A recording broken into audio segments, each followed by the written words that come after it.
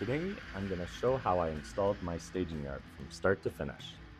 I love the rolling stock I have on the layout already, but I'm getting a little tired of the lack of variety, so a yard is becoming an urgent need. Well, want, not need, but that's a forest in the trees type conversation that we're just going to ignore. Let's get into the project.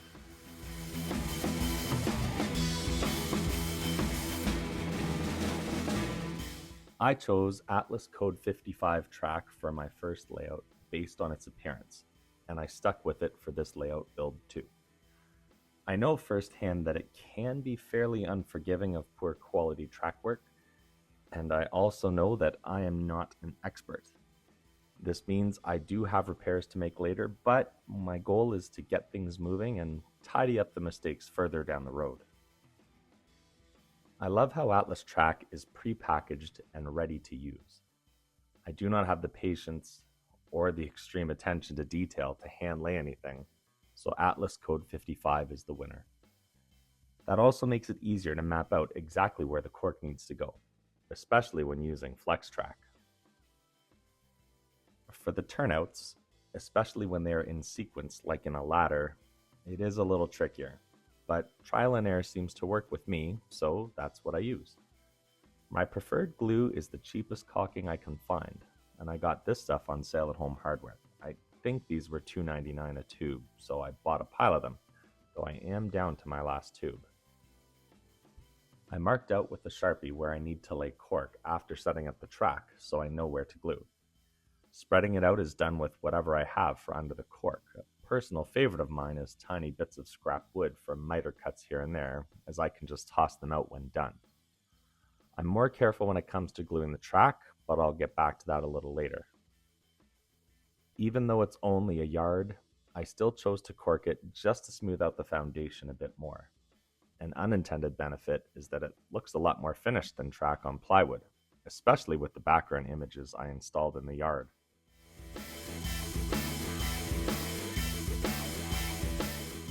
Moving along, here's how the yard wound up looking with cork.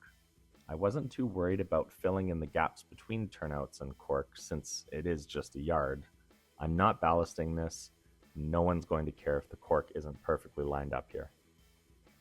With the cork dried, I put the ladders back on the layout to mark out where I need to drill holes for the throws.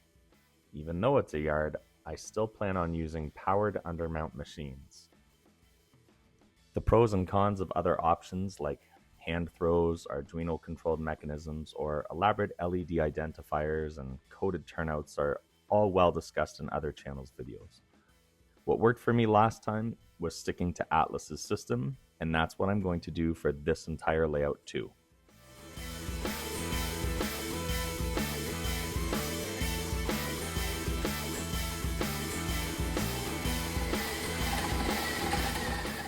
Keeping things clean was really important as I went, so an empty box lid helped collect sawdust while I drilled, and regular vacuuming kept the top clean too.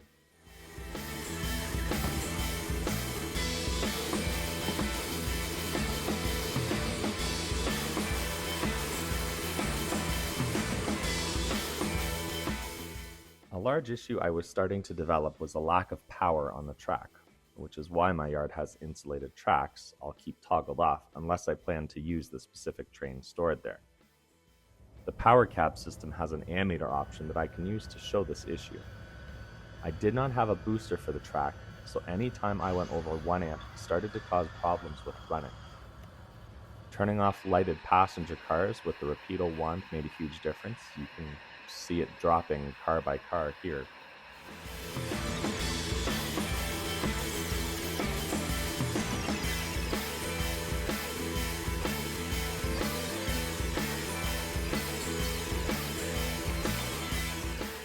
Turning off sound made an even bigger change.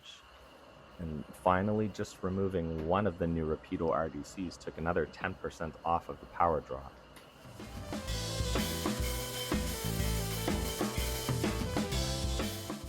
Back to the yard, I threw a bunch of re-railers in as backups for a little redundant reliability. It wasn't really a big change or huge cost, but I figure they can't hurt. As I said, I was more cautious with caulking under the track. If there's too much, it oozes up through the ties, which can cause two problems. One, it can impact trains if it's running too high and cause reliability issues with running. And two, it's impossible to make ballast look realistic when too much caulking rises above tie levels. Another lesson learned on my first layout the hard way. Now that it's finished, I realize that the yard has a huge quantity of track. So rather than showing as I put down roughly 100 feet of it, here's the choppiest time-lapse installation you will ever see.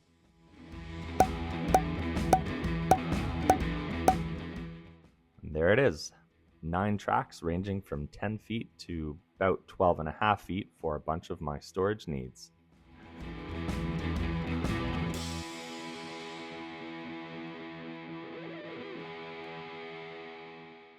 As for powering them, they are blocked off from the main line.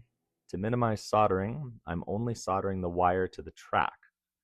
Underneath, I'm using quick splice wire connectors and hand tools. I got them all off of Amazon and they really sped up the under the table work.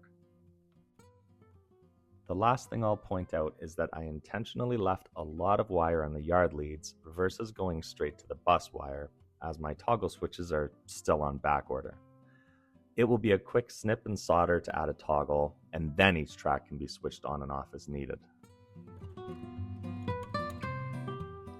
And there it is, one video showing about 2 weeks of work. I'll end it with Bachmann's charger set on its inaugural run into the yard for testing. Once I iron out the kinks, it will be time to load this yard. What train should I fill it with first? Guess you'll have to stay tuned.